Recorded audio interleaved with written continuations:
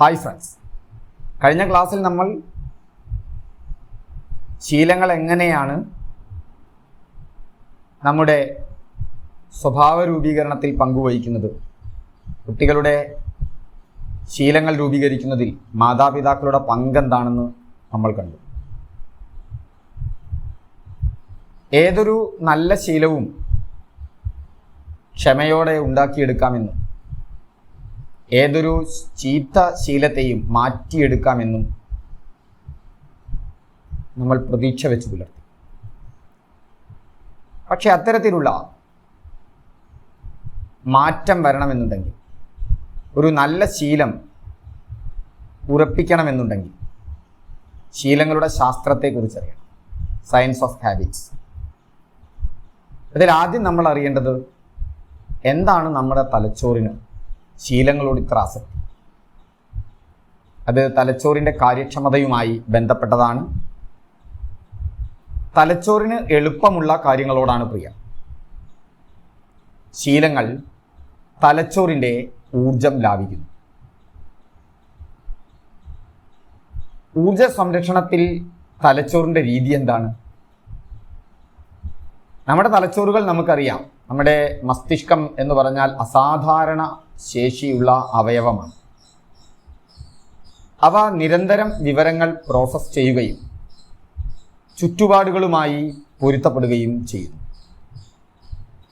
അതായത് നിങ്ങളിപ്പോൾ ഈ ക്ലാസ് കേൾക്കുന്നു, ആ കേൾവി നിങ്ങളുടെ തലച്ചോറിൽ വൈദ്യുത ആവേഗങ്ങളായാണ് എത്തുന്നത്. അത് പ്രോസസ്സ് ചെയ്യുന്നു. നിലവിലുള്ള നിങ്ങളുടെ അറിവ് വെച്ച് നിങ്ങളതിനെ മനസ്സിലാക്കാൻ ശ്രമിക്കുന്നു. പിന്നീട് ആ വിവരം നിങ്ങളുടെ ചുറ്റുപാടും നടക്കുന്ന കാര്യങ്ങളുമായി ബന്ധപ്പെടുത്തി പൊരുത്തപ്പെടുത്താനും ശ്രമിക്കുന്നുണ്ട്. ഇതൊരു ലളിതമായ കാര്യമല്ല. എന്നാൽ ഏതൊരു ജൈവ വ്യവസ്ഥകളെയും പോലെ തലച്ചോറും കാര്യക്ഷമമായി പ്രവർത്തിക്കാൻ ഊർജം സംരക്ഷിക്കാൻ ശ്രമിക്കും. ഈ ഊർജ സംരക്ഷണത്തിനുള്ള പ്രവണതയാണ് ശീലങ്ങൾ രൂപപ്പെടുന്നതിൽ പ്രധാന പങ്കുവഹിക്കുന്നത്. നമുക്കറിയാം, നമ്മുടെ മസ്തിഷ്കത്തിൽ ദശലക്ഷക്കണക്കിന് ന്യൂറോണുകളുണ്ട്. ആ ന്യൂറോണുകൾ നാഡീപാതകളും ഒരുക്കുന്നുണ്ട്. ലക്ഷക്കണക്കിന് ന്യൂറോണുകൾ പരസ്പരം ബന്ധിച്ചുകൊണ്ടാണ് തലച്ചോറ് നിർമ്മിക്കപ്പെട്ടിരിക്കുന്നത്. ഇവ സങ്കീർണമായ നാഡീ ശൃംഖലകൾ രൂപപ്പെടുത്തുന്നുണ്ട്. ഈ നാഡീപാതകളിലൂടെയാണ് വൈദ്യുത സിഗ്നലുകൾ കൈമാറ്റം ചെയ്യുന്നത്. ഇതുവഴി നമുക്ക് ചിന്തിക്കാനും അനുഭവിക്കാനും പ്രവർത്തിക്കാനും കഴിയുന്നു. ഒരു ഉദാഹരണത്തിന്, നിങ്ങളൊരു തണുത്ത വസ്തുവിൽ തൊടുമ്പോൾ, അല്ലെങ്കിൽ നിങ്ങളുടെ മേത്ത് തണുത്ത നല്ല തണുപ്പുള്ള ഒരു വസ്തു തൊടുമ്പോൾ, നിങ്ങളുടെ വിരലിലാണ് തൊട്ടതെങ്കിൽ ആ തണുപ്പിനെ തിരിച്ചറിയാൻ പറ്റാവുന്ന റിസപ്റ്റേഴ്സ് അവിടെയുണ്ട്. അവിടെ നിന്ന് അത് നാഡികൾ വഴി നിങ്ങളുടെ തലച്ചോറിലെത്തും. തലച്ചോറിലെത്തുന്നത് ഇത് ഇലക്ട്രിക്കൽ ഇമ്പൾസ്, വൈദ്യുത സിഗ്നലുകളായിട്ടാണ്. ഈ വൈദ്യുത സിഗ്നലുകൾ എത്തിയാലാണ് അവിടെ പ്രോസസ്സ് ആരംഭിക്കുന്നത്. ഇതുവഴി ആണ് നമുക്ക് അത് അനുഭവിക്കാനും അതിനെക്കുറിച്ച് ചിന്തിക്കാനും, അല്ലാതെ തണുപ്പുണ്ടെങ്കിൽ കൈ പിൻവലിക്കാനും പ്രവർത്തിക്കാനും ഒക്കെ കഴിയുന്നത്. ഇതാണ് ചിന്തിക്കാനും അനുഭവിക്കാനും പ്രവർത്തിക്കാനും തലച്ചോറിന് സാധ്യമാക്കുന്നത്. ഈ വൈദ്യുത സിഗ്നലുകൾ അവിടെ എത്തി അത് പ്രോസസ്സ് ചെയ്യുന്ന രീതിയിലാണ്. പുതിയ ഒരു കാര്യം നമ്മൾ ചെയ്യുമ്പോൾ തുടക്കത്തിൽ അതിന് കൂടുതൽ ശ്രദ്ധയും ഊർജവും ആവശ്യമാണല്ലോ. കാരണം പുതിയ നാഡീപാതകൾ സൃഷ്ടിക്കപ്പെടണം, ശക്തിപ്പെടണം. എന്നാൽ ആ പ്രവൃത്തി ആവർത്തിക്കുമ്പോൾ തലച്ചോർ അതിനാവശ്യമായ നാഡീപാതകളെ കൂടുതൽ കാര്യക്ഷമമാക്കുന്നു. സിഗ്നലുകൾ കൂടുതൽ സുഗമമായി ഒഴുകുന്നു. അപ്പോൾ കുറച്ച് ഊർജം മാത്രമേ ആവശ്യമുള്ളൂ. അതുകൊണ്ടാണ് ആദ്യം ബുദ്ധിമുട്ടായി തോന്നിയ കാര്യങ്ങൾ കാലക്രമേണ എളുപ്പമായി മാറുന്നത്.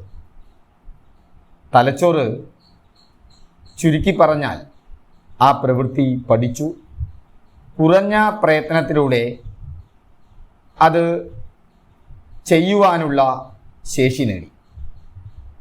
ഇതാണ് അവിടെ നടക്കുന്നത്. ഇപ്പോൾ ഒരു ഉദാഹരണത്തിന് നമ്മൾ ദൈനംദിന ജീവിതത്തിൽ നിന്നുള്ളൊരു ഉദാഹരണം എടുക്കൂ. തുടക്കത്തിൽ നമ്മുടെ കുട്ടി പല്ല് ശരിയായി തേക്കാൻ പഠിക്കാൻ നല്ല ശ്രദ്ധയും പരിശ്രമവും ആവശ്യമാണ്. പക്ഷേ പരിശീലനം വരുമ്പോൾ ഇതിനാവശ്യമായ നാഡീപാതകൾ കൂടുതൽ കാര്യക്ഷമമാകുന്നു. കുറഞ്ഞ ശ്രദ്ധയിൽ തന്നെ അത് ചെയ്യാവുന്ന അവസ്ഥ വരും. ഇപ്പം നിങ്ങൾ സൈക്കിൾ ചവിട്ടാനോ ബൈക്ക് ഓടിക്കാനോ പഠിക്കുമ്പോൾ തുടക്കത്തിൽ നല്ല ശ്രദ്ധയും ഏകോപനവും വേണം. കൈയിൻ്റെ, കാലുകളുടെ, കണ്ണിൻ്റെ എല്ലാം നല്ല ഏകോപനവും ശ്രദ്ധയും ആവശ്യമാണ്. ചെവിയുടെ. എന്നാൽ പരിശീലനം കൊണ്ട് ഉൾപ്പെട്ടിരിക്കുന്ന നാഡീപാതകൾ ശക്തമാകും. അതുകൊണ്ട് പിന്നീട് ആദ്യം കൊടുത്ത ഏകാഗ്രതയില്ലാതെ വളരെ ഈസിയായി തന്നെ സൈക്കിളോ ബൈക്കോ ഓടിക്കാൻ കഴിയും. ചുറ്റുപാടുകൾ ആസ്വദിച്ചുകൊണ്ട് തന്നെ, ചിലപ്പോൾ നിങ്ങളുടെ പിന്നിലിരിക്കുന്ന ഒരു സുഹൃത്തുമായി സംസാരിച്ചുകൊണ്ട് തന്നെ. ഈ നാഡീപാതകൾ അവിടെ കാര്യക്ഷമമാകുന്നതുകൊണ്ടാണ്. നമുക്കൊന്ന് താരതമ്യം ചെയ്യണമെങ്കിൽ, ഇപ്പോൾ നിങ്ങളുടെ നാട്ടിൽ ഒരു പ്രൊജക്റ്റ് വന്നു എന്ന് വിചാരിക്കുക. അതിനോട് ബന്ധപ്പെട്ട് കുറച്ച് തൊഴിലാളികളും വന്നു. ആ തൊഴിലാളികൾ അവർക്ക് താമസിക്കുന്നതിന് വേണ്ടി ഒരു സ്ഥലം തിരഞ്ഞെടുത്തത് അവിടെ ആൾതാമസമില്ലാത്ത ഒരു വീടാണ്. അതവർ വാടകയ്ക്ക് എടുത്തു എന്ന് കരുതുക. അങ്ങനെ അവരവിടെ താമസിച്ചു കൊണ്ടിരിക്കുമ്പോൾ ആദ്യം അവിടേക്കുള്ള പാത അവർക്ക് എളുപ്പമല്ല. കാരണം എന്താണ്? അവിടെ ഒരു പാത രൂപപ്പെട്ടിട്ടില്ല. ആദ്യം പോകുമ്പോൾ അവിടെ ചെറിയ തൊട്ടാവാടികൾ ഉണ്ടാവും. അതൊക്കെ ഒന്ന് വകഞ്ഞു മാറ്റി, ചെറിയ പൊന്തകളുണ്ടാവും, ചെറിയ കല്ലുണ്ടാവും. അതൊക്കെ ഒന്ന് വകഞ്ഞു മാറ്റി അവർ യാത്ര ആരംഭിക്കും. കാലക്രമേണ നടന്ന് അവിടെ ഒരു ട്രോഡൻ പാത്ത്, നടന്നു പോകുന്ന ഒരു വഴി രൂപപ്പെടും. പിന്നീട് ആദ്യത്തേക്കാൾ കൂടുതൽ എളുപ്പമാണ് നടന്നു പോകാൻ. നാഡീപാതകളെക്കുറിച്ച് വേണമെങ്കിൽ നമുക്കിങ്ങനെ ചിന്തിക്കാം. ആ ഒരു പാറ്റേൺ സൃഷ്ടിക്കപ്പെടുകയാണ് ഒരു ശീലം രൂപപ്പെടുമ്പോൾ. അപ്പം തുടക്കത്തിൽ ഒരു ശീലം രൂപപ്പെടുന്ന സമയത്ത് അത് ഈ സൈക്കിൾ ഓടിക്കുന്നത് പോലെ തന്നെ നല്ല ശ്രദ്ധയും നല്ല ഏകോപനവും ആവശ്യമായ കാര്യമാണ്. അതാണ് ശീലത്തെക്കുറിച്ചുള്ള ഈ വിവരത്തിൽ നിന്ന് നമ്മൾ മനസ്സിലാക്കിയെടുക്കേണ്ടത്. അതായത് അവിടെ ക്ഷമ ആവശ്യമാണ്. തുടക്കത്തിൽ കൂടുതൽ ഊർജവും ക്ഷമയും ഏകോപനവും ആവശ്യമാണ്. മറ്റൊന്ന്, ഈ ശീലത്തെ രൂപപ്പെടുത്തുന്ന ശീലചക്രത്തെക്കുറിച്ച്, ദ ഹാബിറ്റ് ലൂപ്പിനെ കുറിച്ച് നമുക്കറിയാം. ചാൾസ് ഡുഹിഗ് എന്ന എഴുത്തുകാരൻ, അദ്ദേഹത്തിൻ്റെ ഒരു പുസ്തകമാണ് ദ പവർ ഓഫ് ഹാബിറ്റ്. ഈ പുസ്തകത്തിൽ വികസിപ്പിച്ചെടുത്ത ശീലചക്രം, ഹാബിറ്റ് ലൂപ്പ്, ശീലങ്ങൾ രൂപപ്പെടുന്നതിനെ മനസ്സിലാക്കാൻ സഹായിക്കുന്ന ഒരു മാതൃകയാണ്. അവിടെ ഈ ശീലചക്രത്തിൽ 3 കാര്യങ്ങളാണ്. ക്യൂ ചോദന, റൂട്ടീൻ പതിവ് പ്രവൃത്തി, റിവാർഡ് പ്രതിഫലം. ഒരു ശീലത്തെ തുടങ്ങി വെക്കുന്നത് ഒരു ചോദനയാണ്. ഒരു ഉദാഹരണത്തിന്, നിങ്ങൾ രാവിലെ എണീറ്റു എന്ന് വിചാരിക്കുക. അതൊരു സമയമാണ്. ആ രാവിലെ എണീക്കുന്നൊരു സമയം, അത് ആ നിശ്ചിത സമയത്ത് തന്നെ നിങ്ങൾ എണീക്കുന്നുണ്ട്. എണീറ്റ് കഴിഞ്ഞാൽ നിങ്ങൾ പല്ല് തേക്കാൻ പോവുകയാണ്. അപ്പോൾ അവിടെ ഒരു സമയം, അതാണ് അവിടുത്തെ ഒരു ചോദന. ആ പല്ല് തേപ്പ് കഴിഞ്ഞാൽ നിങ്ങൾക്ക് വായേക്കുന്നു ഫ്രഷായി എന്നുള്ളൊരു എന്ത് കിട്ടും? പ്രതിഫലം കിട്ടും, ഒരു റിവാർഡ് കിട്ടും, ഒരു സംതൃപ്തി കിട്ടും. അപ്പോൾ അവിടെ ഒരു ശീലത്തെ തുടങ്ങി വെച്ചതൊരു സമയമാണ്, ഒരു ക്യൂ ആണ്, ഒരു ചോദനയാണ്. അതിൽ നിന്ന് വന്നിട്ടുള്ള ഒരു സാധാരണ പ്രവൃത്തി പല്ല് തേക്കലാണ്. അതിൻ്റെ പ്രതിഫലം നിങ്ങൾക്കൊരു ഒരു ഒരു ഒരു ഒരു ഒരു ഒരു ഫ്രഷ്നെസ്, ആ ഫീലിംഗ് ആണ്. അതല്ലെങ്കിൽ നിങ്ങൾക്ക് ദാഹിക്കുന്നു എന്ന് കരുതുക. ആ ദാഹം നിങ്ങളുടെ ഒരു ചോദനയാണ്. ദാഹിച്ചു കഴിഞ്ഞാൽ നിങ്ങൾ വെള്ളം കുടിക്കും അല്ലേ? ഭക്ഷണം കഴിക്കുകയല്ലല്ലോ ചെയ്യുക. അപ്പോൾ ഒരു ചോദനയ്ക്കൊരു പതിവ് പ്രവൃത്തിയുണ്ട്. അത് ചിലപ്പോൾ വെള്ളം കുടിച്ചിരിക്കുന്നു. വെള്ളം കുടിച്ചു കഴിഞ്ഞാൽ അതിൻ്റെ ഭാഗമായി നിങ്ങൾക്ക് ആ ദാഹം തീർന്ന ഒരു സംതൃപ്തി കിട്ടും, ഈ റിവാർഡ് കിട്ടും. അത് അടുത്ത പ്രാവശ്യം ഈ ചോദന വരുമ്പോൾ അതേ പ്രവൃത്തി ആവർത്തിക്കുന്നതിനുള്ള ഒരു താല്പര്യം ജനിപ്പിക്കും. ഈ റിവാർഡ് അത്രമാത്രം റൂട്ടീനുമായി ബന്ധപ്പെട്ട് കിടക്കും, ഒരു പ്രവൃത്തിയുമായി ബന്ധപ്പെട്ട് കിടക്കും. അപ്പം ഇവിടെയാണ് ശീലങ്ങൾ മാറ്റുന്നതിനുള്ള വളരെ ഫലപ്രദമായ തന്ത്രങ്ങൾ നമുക്ക് ഉപയോഗിക്കാൻ കഴിയുക. ഇപ്പം പതിവ് പ്രവർത്തനം,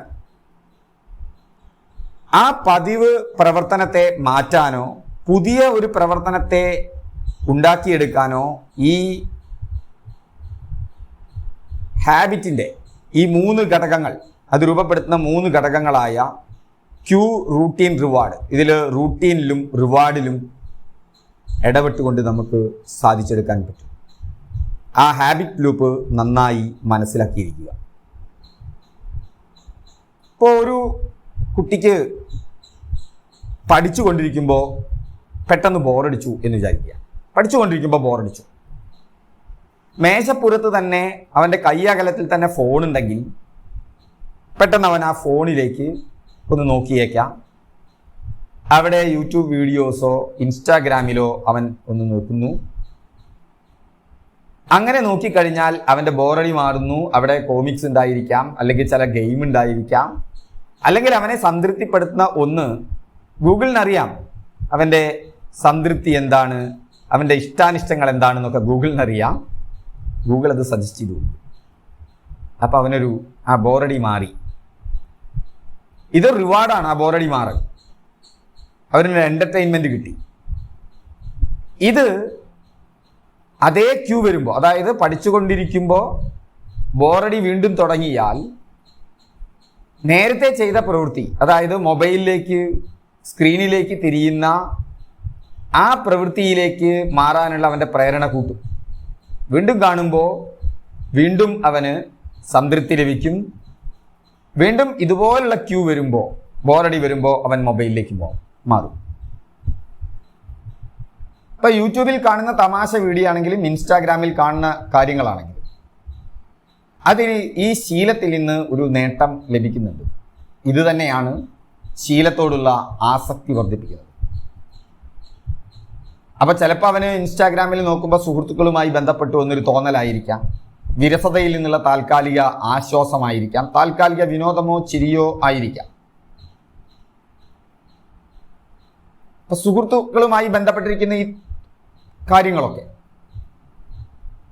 അപ്പോൾ തലച്ചോറിലെ ശീല രൂപീകരണം, ആവർത്തിച്ചുള്ള ഈ പ്രവർത്തികൾ തലച്ചോറിൽ ശക്തമായ ന്യൂറോൺ പാതകൾ സൃഷ്ടിക്കും. അങ്ങനെ ഈ ശീലചക്രം ആവർത്തിക്കുമ്പോൾ തന്നെ ചോദനയും പതിവ് പ്രവൃത്തിയും തമ്മിലുള്ള ബന്ധം തലച്ചോറിനുള്ളിൽ ശക്തമാക്കുന്നു. പിന്നീട് അത് ഓട്ടോമേറ്റഡ് ആകും. പിന്നീട് അത് ബോറടിക്കുമ്പോഴൊക്കെ അവൻ അറിയാതെ തന്നെ മൊബൈലിലേക്ക് കൈ നീങ്ങിക്കൊണ്ടിരിക്കും. അതിൻ്റെ പ്രതിഫലം പോസിറ്റീവ് ആയതുകൊണ്ട് ഭാവിയിൽ ഈ ശീലത്തിൻ്റെ ആവർത്തനത്തിന് കൂടുതൽ സാധ്യതയുണ്ടാകും. അങ്ങനെ ആ കാലക്രമേണ ആ ശീലം സ്വയം നടക്കുന്ന ഒരു ഓട്ടോമാറ്റിക്കായ ഒന്നായി മാറും. കൂടുതൽ ശ്രമം ആവശ്യമില്ലാതെ വരികയും ചെയ്യും. ഒരു ഉദാഹരണത്തിന്, നിങ്ങൾ വീടിൻ്റെ പടി കയറുമ്പോൾ തന്നെ നിങ്ങളുടെ കാലിലെ ചെരുപ്പടിച്ചു വെച്ചിട്ടുണ്ടാവില്ല. ഓട്ടോമേറ്റഡ് ആണ്. നിങ്ങളൊന്ന് ആലോചിച്ച് നോക്കൂ. നിങ്ങളവിടെ അതിനെക്കുറിച്ച് ആലോചിച്ചിട്ടൊന്നുമില്ല. അവിടെ നിങ്ങൾ എന്താണ് ശ്രദ്ധിക്കേണ്ടത്? ഓടി വരികയാണെങ്കിൽ പോലും, എന്തെങ്കിലും കണ്ട് പേടിച്ച് ഓടി വരികയാണെങ്കിൽ പോലും പലപ്പോഴും നമ്മുടെ ചെരുപ്പ് നമ്മൾ ഊരി എറിഞ്ഞും കൊണ്ടാണ് അതിൻ്റെ ഉള്ളിലേക്ക് കയറുക. എന്താണ് അതിന് കാരണം? അത് ഓട്ടോമേറ്റഡായി. ഇതന്നെയാണ് മൊബൈലിൻ്റെ കാര്യത്തിൽ. അവിടെ നിങ്ങൾ തിരിച്ചറിയേണ്ടത് എന്താണ് അവൻ്റെ ക്യൂ. ഇത് സാവധാനം അവനോട് തിരിച്ചറിയണം. ഇതിനെക്കുറിച്ച് നമുക്ക് അടുത്ത ക്ലാസ്സിൽ നന്നായി മനസ്സിലാക്കാം. അപ്പോൾ ഇതാണ് നമ്മൾ ശ്രദ്ധിക്കേണ്ടത്. എങ്ങനെയാണ് നമ്മൾ ചെരുപ്പ് ഇടാതെ വീട്ടിലേക്ക് കയറുന്ന ശീലമുണ്ടായത്? ചെറുപ്പത്തിൽ പലപ്പോഴും നമ്മൾ ചെരുപ്പിട്ട് കയറിയിട്ടുണ്ട്. അപ്പോഴൊക്കെ നമ്മളോടത് പാടില്ല, സ്നേഹപൂർവമായ കാര്യം. ചെരുപ്പിടാതെ കയറുമ്പോൾ നിങ്ങൾക്ക് എന്താണ് നല്ല കുട്ടി, പിന്നെ വൃത്തിയെക്കുറിച്ച് നിങ്ങളുടെ മനസ്സിൽ ഉണ്ടാക്കിയ ബോധം, അതെല്ലാം ചേർന്ന് ഇതിൻ്റെ പ്രതിഫലം ശക്തമാകും. അങ്ങനെ മെല്ലെ മെല്ലെ മെല്ലെ മെല്ലെ നിങ്ങൾ അറിയാതെ തന്നെ വീട്ടിലേക്ക് എത്തുമ്പോൾ ചെരുപ്പൂരി വയ്ക്കും. അപ്പം അതിന് കൂടുതൽ ശ്രമം ആവശ്യമില്ലാതെ വരും. നേരത്തെ പറഞ്ഞ ഉദാഹരണങ്ങൾ കൂടി നോക്കിയാൽ മതി. ഒരു ഉദാഹരണം കൂടി പറഞ്ഞുകൊണ്ട് നമുക്ക് അവസാനിപ്പിക്കാം. ഒരു സംഗീത ഉപകരണം വായിക്കുന്ന ഒരാളെ ശ്രദ്ധിച്ചു നോക്കൂ. തുടക്കത്തിൽ അത് വായിക്കാൻ എത്രമാത്രം ശ്രദ്ധയും ഊർജവും അയാൾക്ക് ആവശ്യമായിരുന്നു. എന്നാൽ നിരന്തരമായ പരിശീലനത്തോടെ ഉൾപ്പെട്ടിരിക്കുന്ന നാഡീപാതകൾ വളരെ കാര്യക്ഷമമായി സങ്കീർണമായ സംഗീത ശകലങ്ങൾ പോലും വായിക്കാൻ അയാൾക്ക് കഴിയുന്നുണ്ട്. ഇതാണ് ശീലത്തിൻ്റെ ശക്തി. ഇങ്ങനെയാണ് ശീലങ്ങൾ രൂപപ്പെടുന്നത്. ഇപ്പം ശീല രൂപീകരണത്തിൽ മാതാപിതാക്കൾക്ക് വലിയ സ്വാധീനമുണ്ട്. ഞാനതൊന്നുകൂടി ഉറപ്പിക്കുകയാണ്. നല്ല ശീലങ്ങൾ ജീവിതം മുമ്പോട്ട് കൊണ്ടുപോകുമ്പോൾ മോശം ശീലങ്ങൾ പിന്നോട്ട് വലിക്കുന്നു. മാതാപിതാക്കൾ മാതൃകയാകണം. മാതാപിതാക്കളുടെ സ്വന്തം ശീലങ്ങൾ കുട്ടികളെ ശക്തമായി സ്വാധീനിക്കുന്നുണ്ട്. അവർ ഒബ്സർവ് ചെയ്യുന്നുണ്ട്. കുട്ടികൾ ഭയങ്കര നിരീക്ഷകരാണ്. ചുറ്റുപാടിനെ അവർ നന്നായി നിരീക്ഷിക്കുന്നു. അപ്പം നിങ്ങൾ ചെറിയ കുട്ടികളെ നോക്കിയിട്ടുണ്ടോ? അച്ഛൻ നടന്നിട്ടാണ് ഫോൺ ചെയ്യുന്നതെങ്കിൽ കുട്ടിയും നടന്നിട്ട് ഫോൺ ചെയ്യും.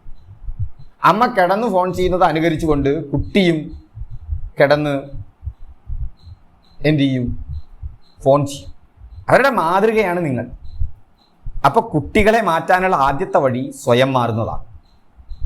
നമ്മുടെ ശീലങ്ങൾ കുടുംബാന്തരീക്ഷത്തെ രൂപപ്പെടുത്തും. നമ്മുടെ കുട്ടികൾക്ക് മികച്ച മാതൃക നൽകുകയും ചെയ്യും. അപ്പം ശീലങ്ങളുടെ ഈ ശാസ്ത്രം മനസ്സിലാക്കിക്കൊണ്ട് നമ്മുടെ വ്യക്തിഗത വളർച്ചയ്ക്കും കുടുംബജീവിതത്തിലെ വിജയത്തിനും അത്യന്താപേക്ഷിതമായ മാറ്റങ്ങളിലേക്ക് നമുക്ക് കടക്കാം. അപ്പം എങ്ങനെയാണ് ശീലങ്ങൾ മാറ്റാം എന്നുള്ളതാണ് നമ്മൾ ചർച്ച ചെയ്യുന്നത്. അതിലാദ്യം ശീലങ്ങൾ എങ്ങനെ രൂപപ്പെടുന്നു എന്നുള്ളതാണ് നമ്മൾ മനസ്സിലാക്കിയത്. അപ്പോൾ ശീലങ്ങൾ മാറ്റാനുള്ള അടുത്ത പടിയിലേക്ക് നമുക്ക് അടുത്ത ക്ലാസ്സിൽ ശ്രമിക്കാം.